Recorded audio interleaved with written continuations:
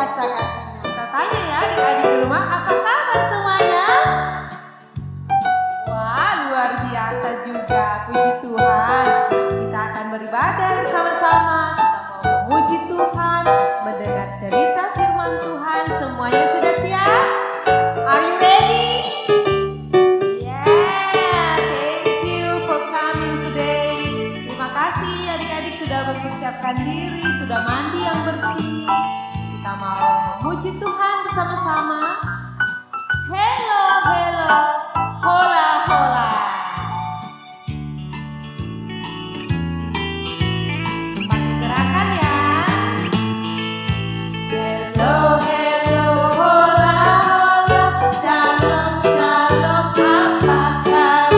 Hello, hello, hola, hola. Shalom, shalom, apa kabar? Hello, hola, shalom, apa kabar? Hello, hola, shalom, apa kabar? Sekali lagi, hello, hola, shalom, apa kabar?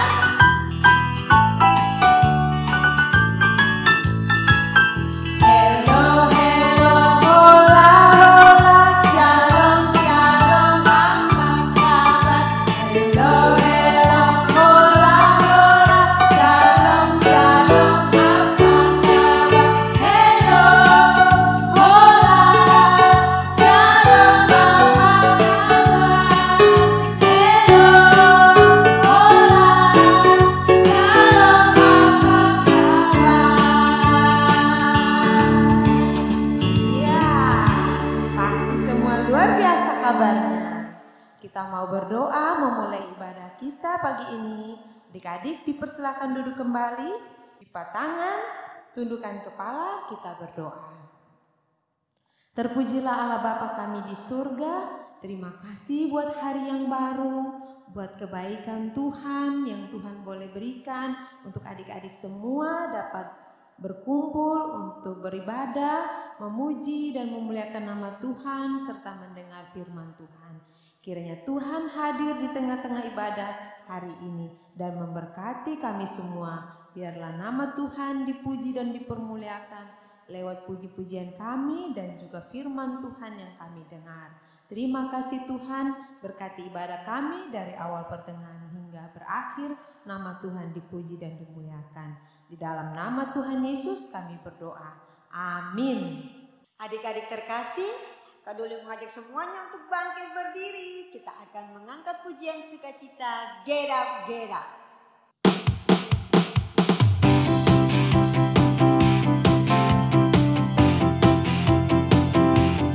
Are you ready? Get up, get up. Get up, get up. Get up and tell the world.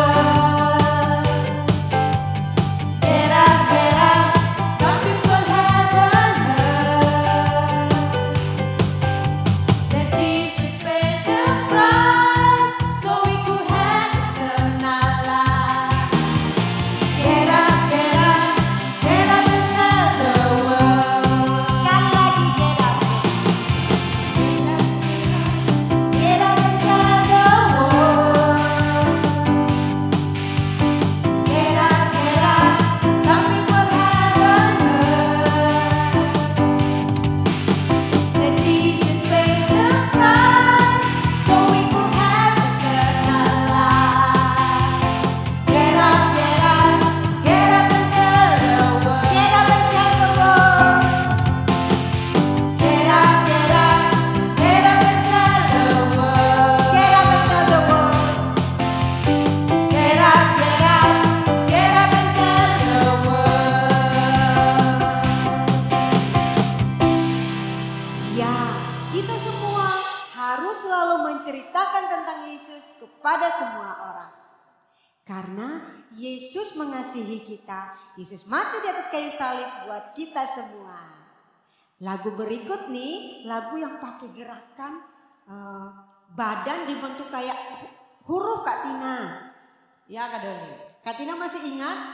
Masih ingat? Oke, Kak Doli kayaknya lupa-lupa nih gerakannya agak sulit. Tapi sama-sama ya kita angkat pujian KASIH. Kasih, kasih, kasih.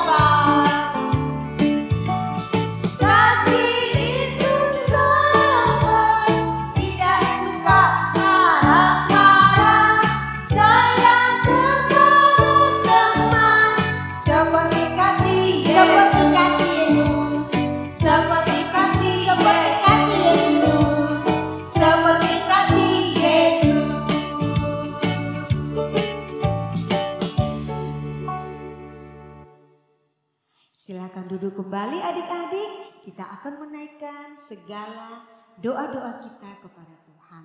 Mari duduk dengan tenang, kita mengangkat doa kita. Bapa yang kami sembah di dalam nama Tuhan kami Yesus Kristus, pada pagi hari ini Tuhan kami bersukacita, berterima kasih karena Tuhan masih menyertai kami dan memberikan kesempatan kepada kami untuk berdoa bagi bangsa dan negara kami, berdoa untuk semua pergumulan-pergumulan kami. Bapa, kami mau datang dan membawa beban untuk Indonesia. Kami meminta berkat-Mu atas Indonesia Tuhan. Kiranya Engkau memberkati pemimpin bangsa kami dari pusat sampai ke daerah-daerah, ke pelosok-pelosok. Biarlah Tuhan memberkati sehingga setiap pemimpin kami boleh memimpin dengan baik, boleh membawa bangsa Indonesia, rakyat Indonesia ke arah yang lebih baik. Memberkati segala kebijakan-kebijakan yang mereka ambil agar itu semua boleh berguna bagi orang banyak. Bapa, kami juga mau berdoa menyerahkan Tuhan untuk gereja Tuhan, gereja kami. Mari Tuhan memberkati agar gereja kami ya Bapa boleh bertumbuh untuk kemuliaan nama Tuhan. Gereja kami boleh menjadi alat kebenaran dan alat kasih untuk menyampaikan kabar baik kepada sekeliling. Kami mau berdoa Tuhan menyerahkan untuk orang tua kami dalam pekerjaan mereka masing-masing, dalam kesehatan mereka. Tuhan Yesus kiranya Engkau menolong, Tuhan Yesus kiranya Engkau memberkati dan menyertai sehingga orang tua kami boleh berada dalam perlindungan Tuhan.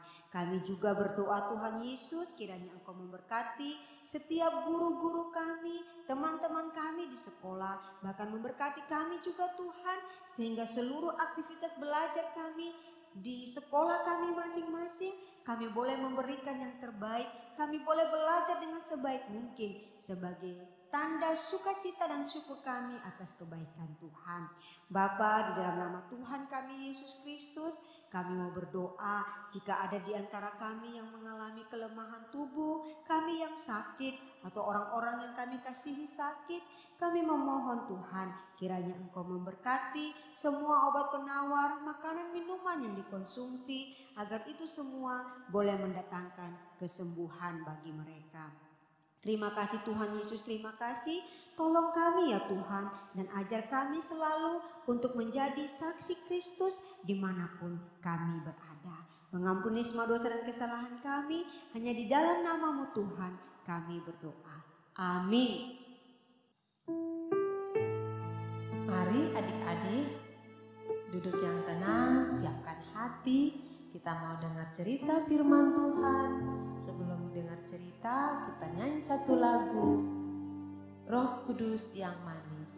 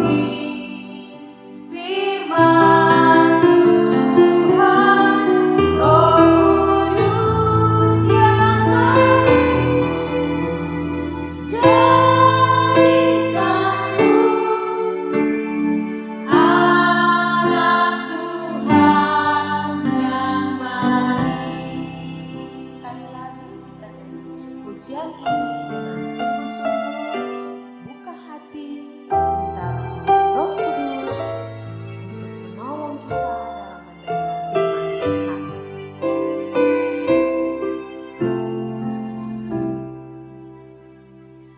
Buka hatiku untuk firman-Mu. Ku ingin menjadi seperti Yesus. Berfirman-Lah Tuhan, ku mau mendengar dan melakukannya setiap hari. Roh Kudus yang manis, tolong aku menuruti firman Tuhan. Roh Kudus yang manis, jadikanku anak Tuhan yang manis. Anak Tuhan yang manis, anak Tuhan yang sejati. Anak Tuhan sejati.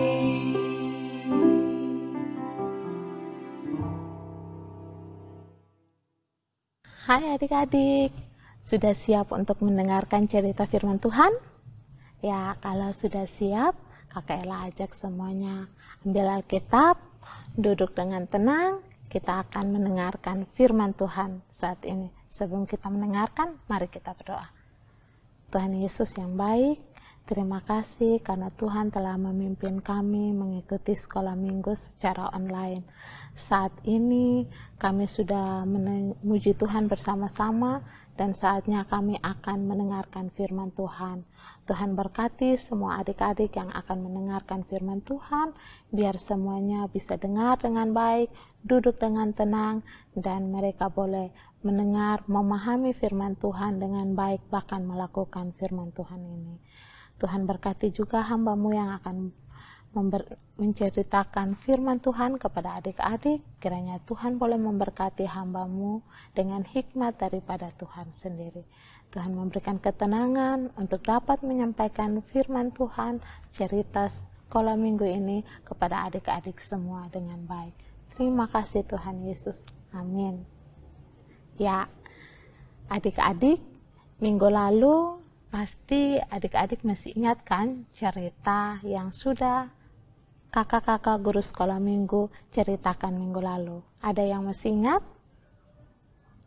Ya, benar sekali.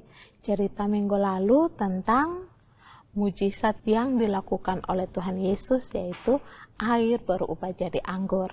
Ya, minggu lalu sudah Kak Ferdi jelaskan dengan baik bagaimana mujizat itu bisa terjadi. Ya adik-adik, nah saat ini kita akan melanjutkan cerita kita, seri tentang mujizat Tuhan Yesus. Maka hari ini kita belajar tentang Yesus menyembuhkan orang lumpuh di kolam Bethesda. Nah, mari kita membuka Alkitab kita di dalam Yohanes 5 ayat 1 sampai ke 9. Kakak Ella akan baca perikopnya saja, nanti adik-adik bisa membacanya dari ayat 1 sampai ayat yang ke-9. Ya. Di bawah perikop, penyembuhan pada hari Sabat di kolam Bethesda. Seperti yang tadi sudah Kak Ella jelaskan bahwa ini adalah salah satu mujizat yang telah dilakukan oleh Tuhan Yesus. Nah, adik-adik, di ayat yang pertama kita bisa baca bahwa sesudah itu ada hari raya orang Yahudi dan Yesus berangkat ke Yerusalem. Ayat yang kedua, di Yerusalem dekat pintu gerbang domba ada sebuah kolam yang dalam bahasa Ibrani disebut Bethesda. Ada 5 serambinya. Nah, di sini dikatakan bahwa mendekati hari raya orang Yahudi, Yesus berangkat ke kota yang bernama Yerusalem. Di kota tersebut dikatakan tadi seperti ayat yang dikatakan bahwa ada sebuah kolam yang bernama kolam Bethesda. Nah adik-adik, kolam ini kan sembarang kolam ya adik-adik, karena pada zaman itu kolam ini menjadi tempat bagi orang-orang sakit untuk mendapatkan kesembuhan. Nah, bagaimana sih mereka bisa mendapatkan kesembuhan melalui kolam ini? Apakah kolam ini mempunyai mantra atau bagaimana? Atau punya kuasa? Mari kita lihat ya adik-adik. Nah, tadi dijelaskan bahwa orang-orang yang datang ke kolam ini, mereka ada di serambi-serambi di dekat kolam itu. Serambi-serambi di sini adalah seperti teras rumah kita ya, kalau zaman sekarang ya adik-adik. Kolam tersebut biasanya berbaring banyak orang yang mengalami sakit. Di ayat ketiga dikatakan bahwa dan di serambi-serambi itu berbaring sejumlah orang sakit, orang-orang buta, orang-orang yang timpang, dan orang-orang lumpuh yang menantikan goncangan air dalam kolam itu. Jadi dikatakan di sini bahwa orang di sekitaran kolam Bethesda atau yang di serambi-serambi kolam Bethesda ini adik-adik, banyak orang yang mengalami sakit yang berbeda-beda. Bukan hanya satu penyakit ya, tapi berbeda-beda seperti tadi orang timpang, orang buta, orang lumpuh. Nah, mereka ada di sini untuk mau mendapatkan kesembuhan ya adik-adik. Nah, dikatakan cara untuk mereka mendapatkan kesembuhan itu dikatakan bahwa di mana mereka menunggu goncangan air kolam tersebut. Karena siapa yang pertama kali masuk ke dalam kolam itu, ketika airnya digoncangkan oleh malaikat, maka ia mengalami kesembuhan. Itu ada di ayat 4 ya adik-adik, kita bisa baca bersama-sama. Sewaktu-waktu turun malaikat Tuhan ke kolam itu dan mengoncangkan air itu.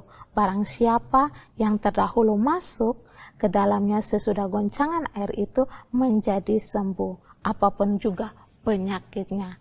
Ya, jadi siapapun yang pertama kali masuk ketika air digoncang oleh malaikat Tuhan, maka dia mengalami kesembuhan.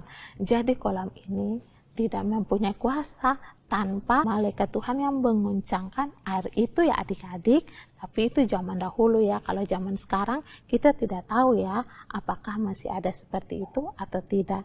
Ya adik-adik, nah, di antara begitu banyak orang yang mengalami sakit dengan berbagai macam penyakit, ada salah satu orang, dia sakitnya lumpuh. Dan dikatakan di dalam Alkitab, di ayat yang kelima dikatakan di situ, ada seorang yang sudah 38 tahun lamanya sakit. Jadi ada salah satu orang yang sudah 38 tahun, dia mengalami sakit lumpuh.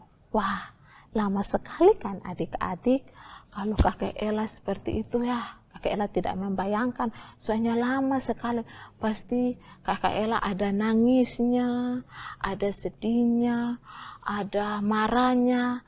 Pokoknya berbagai hal bisa terjadi yang kakak Ella lakukan karena sudah terlalu lama mengalami sakit yang berkepanjangan. Ya, di situ. Nah, ia tidak hanya sudah lama mengalami sakit, tapi ia menderita sakit lumpuh itu juga sudah lama dan selalu dikatakan Alkitab, dia selalu ketinggalan masuk ke dalam ketika air tersebut digoncang. Karena tidak ada yang membantu dia untuk dibawa ke dalam kolam ya adik-adik, karena orang lumpuh kan tidak bisa berjalan, tidak bisa bergerak kemana-mana. Artinya dia membutuhkan bantuan orang lain untuk membantu dia masuk ke dalam kolam tersebut supaya dia mengalami kesembuhan. Tapi dia mengatakan bahwa dia tidak dibantu oleh orang-orang di sekitaran situ, sehingga dia selalu terlambat masuk ke dalam kolam itu. Adik-adik, apa yang terjadi pada orang lumpuh tersebut tidaklah mudah ya adik-adik, itu tidak mudah bagi dia. Kita mengalami pun Kak Ella atau adik-adik, pasti itu juga tidak mudah bagi kita.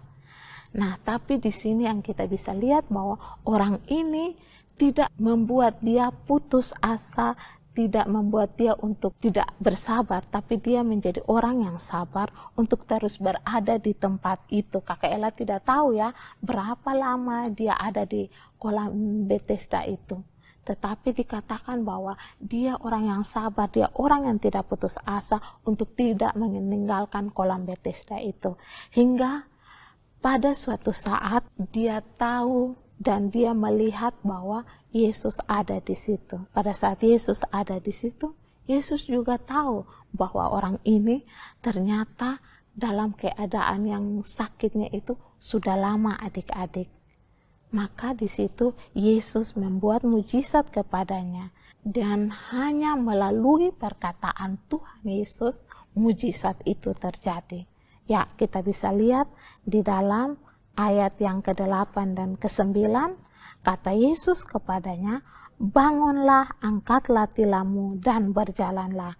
Dan pada saat itu juga sembuhlah orang itu, lalu ia mengangkat tilamnya dan berjalan. Jadi dia mengalami mujizat Tuhan hanya melalui perkataan yang dikeluarkan oleh Tuhan Yesus. Tuhan Yesus hanya bilang apa?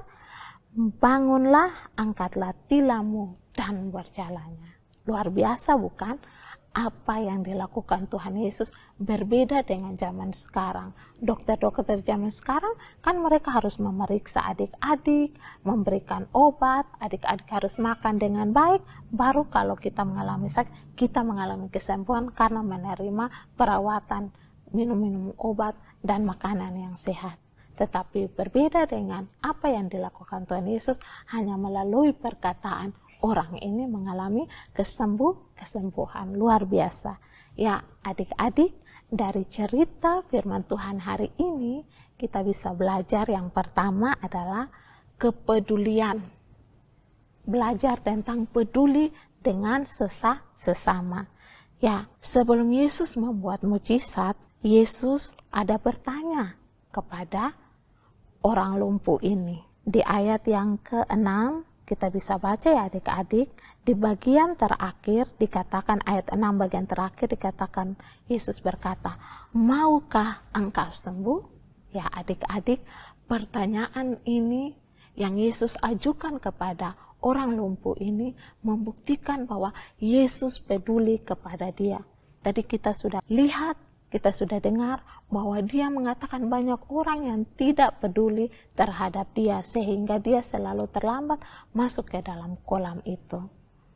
Tapi ketika Tuhan Yesus melihat dia, Tuhan Yesus peduli terhadap orang lumpuh ini. Mari adik-adik, ketika kita melihat orang-orang yang terbatas di sekeliling kita, orang-orang yang susah di sekeliling kita, orang-orang yang membutuhkan pertolongan kita, mari kita peduli terhadap mereka, mari kita membantu mereka. Seperti teladan yang sudah Tuhan Yesus berikan kepada kita melalui cerita ini. Yang kedua yang kita akan belajar adalah bersabar dan tidak mudah putus asa. Ya adik-adik, dari cerita yang tadi kita sudah saksikan, kita sudah dengar bersama-sama bahwa orang ini mengalami kelumpuhan atau sakitnya selama 38 tahun. Itu waktu yang sangat panjang adik-adik. Kalau hitung umur sekarang kita belum sampai umur 38 tahun. Artinya itu waktu yang sangat panjang. Tapi orang ini dengan sakitnya, dengan kelumpuhannya, tidak membuat dia mudah putus asa, tidak membuat dia untuk tidak cepat, untuk tidak sabar. Tetapi dia menjadi orang yang tidak putus asa dan selalu bersabar. Ya adik-adik, mari kita menjadi belajar atau mencontohi sikap dari orang lumpuh ini untuk bersabar dan tidak putus asa. Ya adik-adik, dan tetap berharap kepada Tuhan. Ya, yang ketiga yang kita akan belajar di sini adalah taat. Ya, adik-adik, tadi dikatakan bahwa Yesus mengatakan kepada dia di ayat 9, angkatlah tilammu dan berjalanlah. Artinya Yesus memerintahkan orang lumpuh ini untuk melakukan apa yang Yesus katakan. Dan apa yang dia lakukan? Dia taat mengikuti perintah daripada Tuhan. Akhirnya dia mengalami kesembuhan. Dikatakan di ayat ke-9 yang bagian terakhir, sembuhlah orang itu, lalu ia mengangkat tilamnya dan berjalanlah. Artinya di sini dia dibutuhkan ketaatan untuk mengalami namanya mujizat daripada Tuhan. Ya adik-adik, mari kita taat akan perintah Tuhan. Perintah Tuhan kita bisa tahu dari mana? Dari firman Tuhan. Perintah Tuhan kita bisa tahu dari mana? Dari guru-guru yang mengajar, dari orang tua yang mendidik kita. Itu adalah bagian dari perintah Tuhan kepada adik-adik semua. Karena itu, mari kita taat kepada Tuhan. Yang pertama, kembali lagi saya ingatkan, kita harus peduli. Yang kedua, kita harus bersabar dan tidak putus asa. Dan yang ketiga, kita taat. Ya, adik-adik, firman Tuhan tentang mujizat hari ini sampai di sini. Nanti akan adik-adik dengar lanjutan seri mujizat yang dilakukan oleh Tuhan Yesus. Ya, adik-adik, firman Tuhan sampai di sini. Mari kita berdoa. Tuhan, terima kasih untuk firman Tuhan yang kami dengar. Terima kasih untuk pelajaran rohani yang sudah disampaikan dengan baik. Biarlah kami seperti pelajaran rohani yang kami dapat, untuk kami selalu peduli dengan sesama kami. Kami mau bersabar dan tidak putus asa, tetap berpengharapan hanya kepada Tuhan, dan tetap taat akan perintah-perintah Tuhan. Berkati kami untuk bisa melakukan itu semua di dalam kehidupan kami hari lepas hari. Amin. Shalom adik-adik. Shalom adik-adik. Ketemu lagi dengan Kak Alfa di minggu ini. Kita mau menghafal ayat firman Tuhan yang diberikan di minggu yang lalu. Adik-adik sudah siap? Kalau adik-adik sudah siap, mari kita menghafal secara bersama-sama. Yohanes 2 ayat yang ke-5. Tetapi Ibu Yesus berkata kepada pelayan-pelayan, apa yang dikatakan kepadamu, buatlah itu. Kita ulang satu kali lagi ya. Tetapi Ibu Yesus berkata kepada pelayan-pelayan, apa yang dikatakan kepadamu, buatlah itu. Adik-adik sudah menghafalnya? Bisa menghafalnya? Wah, adik-adik hebat. Kali ini kita akan lanjut ke ayat firman Tuhan yang akan dihafal minggu yang akan datang. Kita akan baca bersama-sama di dalam Amsal 13 ayatnya yang ke-13. Amsal 13 ayatnya yang ke-13. Siapa meremehkan firman, ia akan menanggung akibatnya. Tetapi siapa taat kepada perintah akan menerima balasan.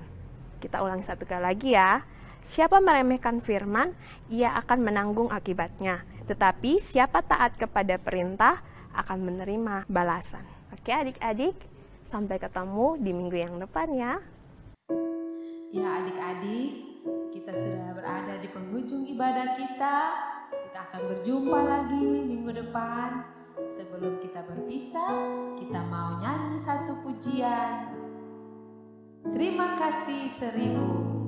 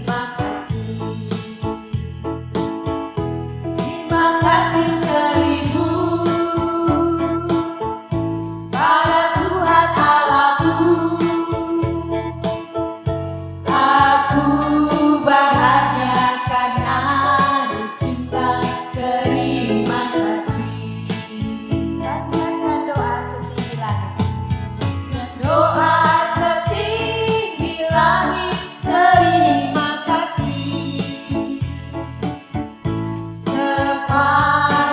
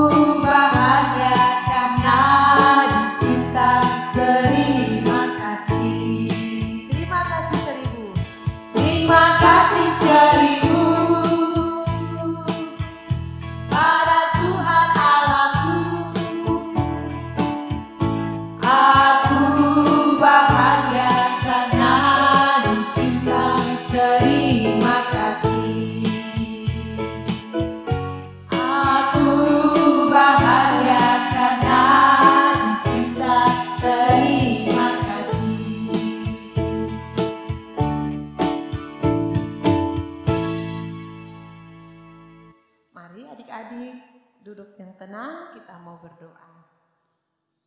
Terima kasih Tuhan untuk pertolongan-Mu di dalam ibadah kami hari ini. Kami bersyukur dapat memuji Tuhan dan mendengar cerita firman Tuhan. Kiranya Tuhan tetap menyertai kami sepanjang 1 minggu ini di dalam setiap aktivitas kami. Biarlah nama Tuhan dipuji dan dipermuliakan. Terpujilah Engkau Allah Bapa kami di surga. Di dalam nama Tuhan Yesus kami berdoa dan bersyukur kepada Bapa di surga. Amin. Amin. Ibadah kita telah selesai. Sampai jumpa minggu depan adik-adik. Shalom.